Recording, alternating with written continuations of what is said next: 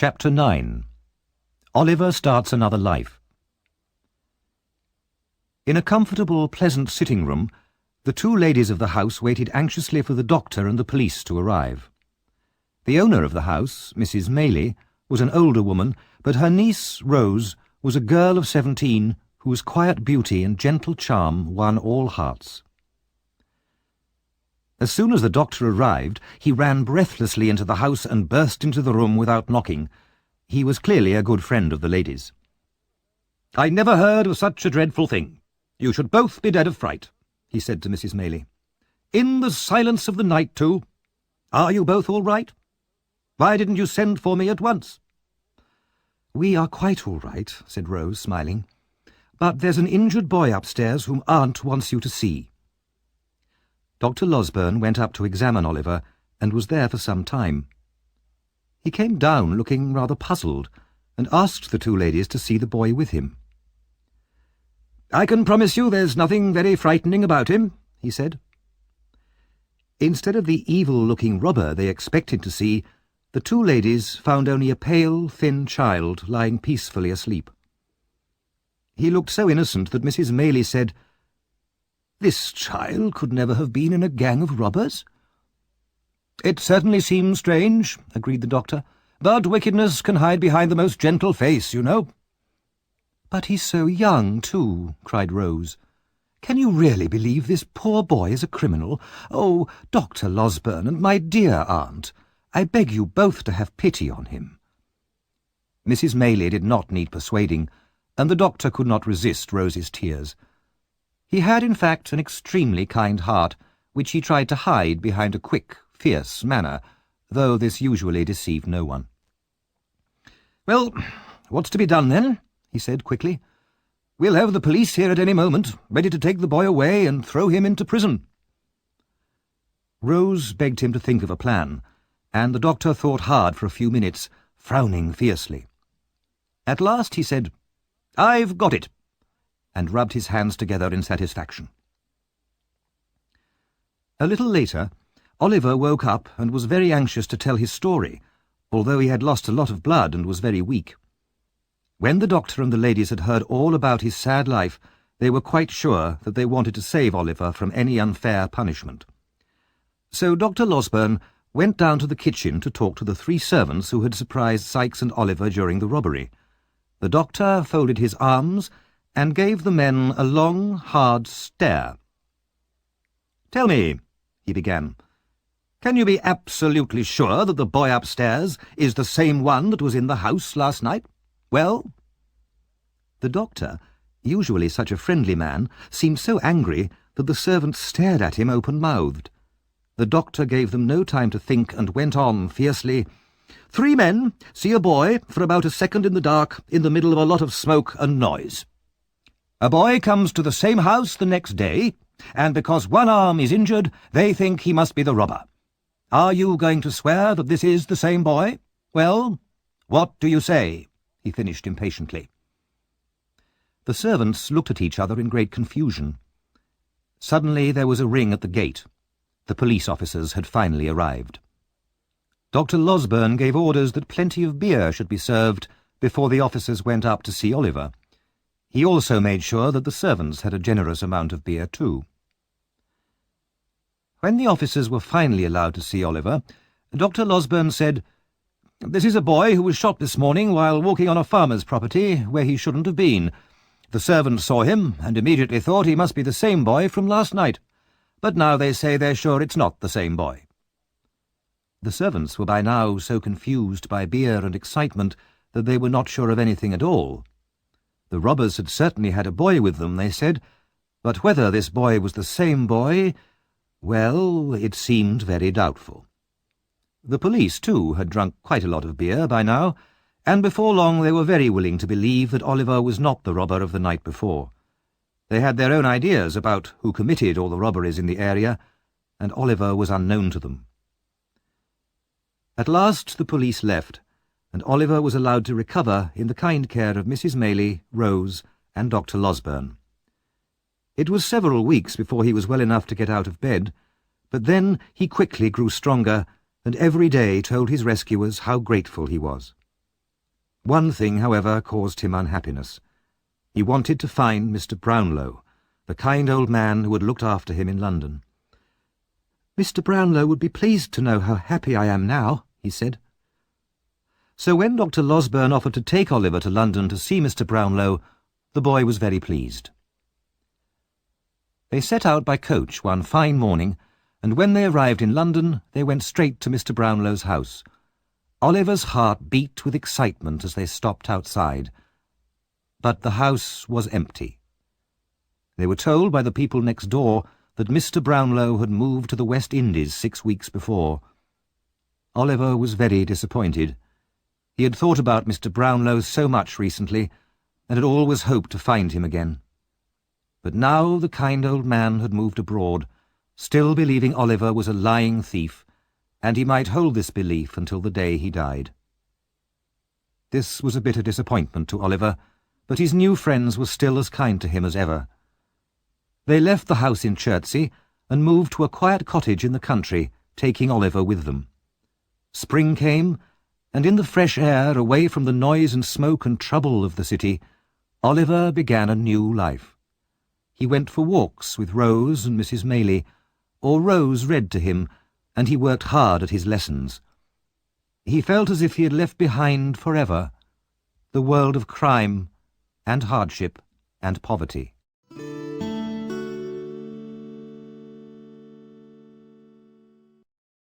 Chapter 10. Life in the Country.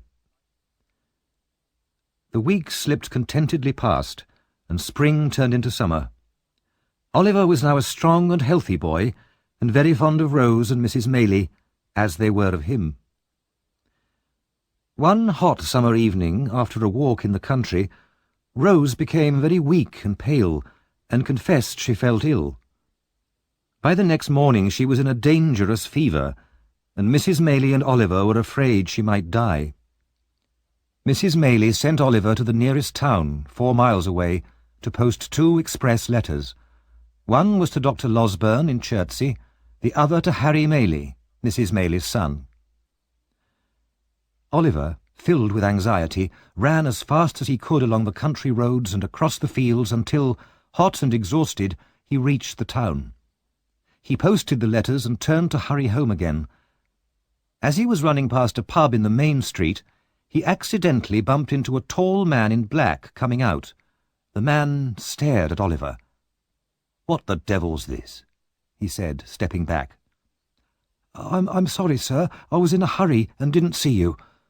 The man murmured angrily to himself. "Who would have thought it? Curse him. I can't get away from him." I'm sorry, sir," repeated Oliver, frightened by the man's wild, staring eyes. "The devil break your bones," the man said through his teeth. "What are you doing here?" He raised his hand and started towards Oliver with a mad look in his eyes, but fell violently to the ground, shaking and gasping in a fit. People hurried up and helped the man into the pub, while Oliver, thinking that the man was mad, ran quickly home. Mrs. Maylie and Oliver passed a sleepless night, and Rose grew steadily worse as the fever burned in her. Oliver said every prayer he had ever learnt 10 times over. Late the next day, Dr. Losberne and Harry Maylie arrived, and the house was full of worried faces and anxious whispers. But the danger passed, and by the next night Dr. Losberne was able to announce that though seriously ill, Rose would not die. Oliver cried for joy. A day or 2 later, Mrs. Maylie talked privately to her son. Harry was a handsome young man of about 25, with a cheerful, honest face and friendly manners. He was clearly very fond of Rose. "I know that you want to marry Rose," Mrs. Maylie told her son, "and she is the nicest person I know. But I want you to remember one thing. Her birth." "Mother, that means nothing to me," said the young man. "I love her." "I know you do, Harry, but she herself is well aware of her doubtful birth, and this might affect her answer if you ask her to marry you. I know you have ambitions to enter politics. If you marry a woman with a stain on her name, even though it's not her fault, It might spoil your chances of success in life. Society is cruel, Harry. People might use the knowledge of your wife's doubtful birth against you, and against your children too, and one day you might begin to regret your marriage. Only a selfish man would do that, Mother, Harry answered impatiently. No, I am quite determined. I have loved Rose for a long time, and nothing will ever change that. Mrs. Maylie sighed. And she, I know, is very fond of you. But she herself may try to protect you and refuse an offer of marriage from you for your sake. Remember that, Harry. But now I must go back and sit with her. Will you tell her how much I've worried about her? Asked Harry. And how anxious I am to see her again? Of course I will, replied Mrs. Maylie. Some days after this conversation, Oliver was sitting in the room where he studied in the evenings. It was a warm night, and he'd been studying hard for some hours. He fell asleep at his desk and started dreaming.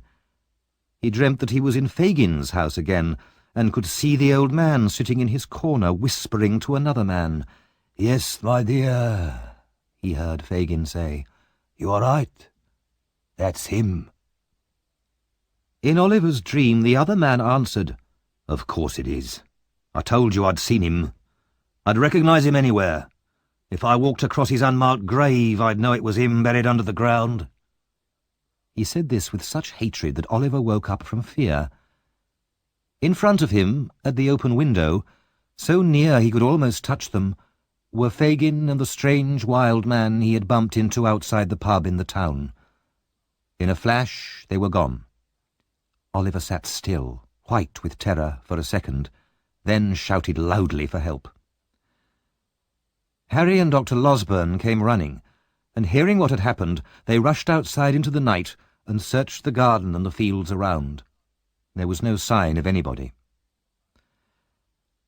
"It must have been a bad dream, Oliver," said Harry, breathless after running through the fields. He had heard all about Oliver's past from his mother. "No," replied Oliver, still frightened. "I saw them both as plainly as I see you now." Nothing more was seen or heard of the two men, and after a few days the event was forgotten.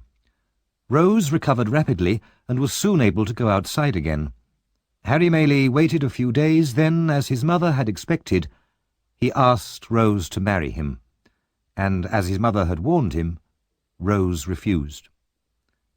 "Don't you love me?" he asked her, holding her hand. "I do," she whispered.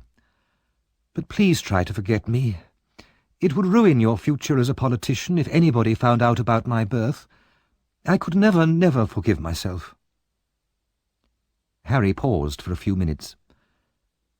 "Tell me one thing, dear Rose. Could you have accepted if your past had been different? Or if I'd been poor and friendless with no hope of riches or success?" "I could," answered Rose, covering her face to hide her tears. "But as you are, I can never be more than a friend to you." "I shall ask you once more," said Harry softly. "In a year's time, or less, I shall ask you to change your mind." The girl shook her head and smiled sadly. "No, it will be useless." Harry left the next day, having asked Oliver to write to him secretly with news of his mother and Rose. From an upstairs window, Rose watched him leave with tears in her eyes. Mr. Bumble was now a married man, and not a happy one. He was no longer a beadle, but the manager of the workhouse, and his wife, formerly Mrs. Corney, scolded and argued with him day and night. One evening, after a particularly violent fight, when she threw things at him and chased him out of the house, he went for a walk alone through the town. He felt very sorry for himself, and finally went into a pub to find comfort in gin and water. A tall, dark man, sitting in the corner, watched Mr. Bumble while he drank. The stranger's clothes were dusty and muddy, as if he had travelled a long way. Mr. Bumble began to feel uncomfortable at the man's hard stare, and tried to avoid meeting his eyes. "I've seen you before," the stranger said eventually. "You were the beadle here." "I was, but I don't recognize you." "It doesn't matter. I came here to look for you, and I'm lucky to have found you. I'd like some information." He pushed a couple of coins across the table. "What information?" asked Mr. Bumble suspiciously, slipping the coins into his pocket. "About a workhouse birth. A boy called Oliver Twist." "Young Twist. I remember him. He was a dreadful—" "It's not him I want to talk about," interrupted the stranger. "I've heard enough of him. It's the old woman who was the nurse for his mother. Where is she?" "Oh, she died last winter," said Mr. Bumble. Then he remembered that his wife had been there when old Sally had died, and he realized that this information might be worth something. He told the man that one woman had been with the nurse when she died and had heard some secret from her. "Where can I find this woman?" the stranger asked quickly, showing in his pale face how important this was to him. "I can bring her to meet you tomorrow," said Mr. Bumble. "All right. Down by the river at 9 in the evening." The man wrote the address on a piece of paper. "And your name?" asked Mr. Bumble. "Monks," replied the stranger. "But you don't need to remember it." Then he quickly left the pub. The next evening was dark and cloudy. A storm threatened, and already the first drops of rain were falling. Mr. and Mrs. Bumble walked up the main street of the town, then turned towards a group of ruined old houses next to the river. Mr. Bumble went first, carrying a dim light, and his wife followed closely behind. At the oldest and most ruined building, they stopped, and Mr. Bumble took out his piece of paper. The first distant crash of thunder shook the air, and the rain began to pour down heavily. Then they heard Monks calling out of an upstairs window. "Is that the man?" Mrs. Bumble asked her husband. "Yes." "Then be careful to say as little as you can. Don't tell him I'm your wife." Monks opened a small door, saying impatiently, "Come in, don't keep me waiting." Mr. Bumble was only brave when dealing with poor, helpless people. He felt very uneasy about entering this dark building with an ill-tempered stranger. However, he was equally afraid of his wife. Nervously, he followed her through the door. Inside, Monks stared at Mrs. Bumble for some time. "So this is the woman, is it?" "Yes," replied Mr. Bumble cautiously. As they walked upstairs, there was a bright flash of lightning outside, followed by loud thunder. They sat down at the table, and Monks started immediately. "So you were present when the old woman died, is that right? And she told you something?" He stared at Mrs. Bumble again. "Yes," said Mrs. Bumble, "something about the mother of Oliver Twist, but first, how much will you pay me for the information?" "If it's what I want to hear, £25, said Monks. "But it's a lot of money for something which has been lying dead for 12 years. Reluctantly, he pushed the money across the table towards her, then bent forward to listen. The faces of the three nearly touched, as the two men leant over the table to hear what the woman had to say, and the woman leant over towards them so that they could hear her whisper. In the dim lamplight their faces looked pale and ghostly. "The old woman, who was the nurse, died with only me in the room," said Mrs. Bumble. "No one else was there?" asked Monks fiercely. "No one." "Good," said Monks. "Go on."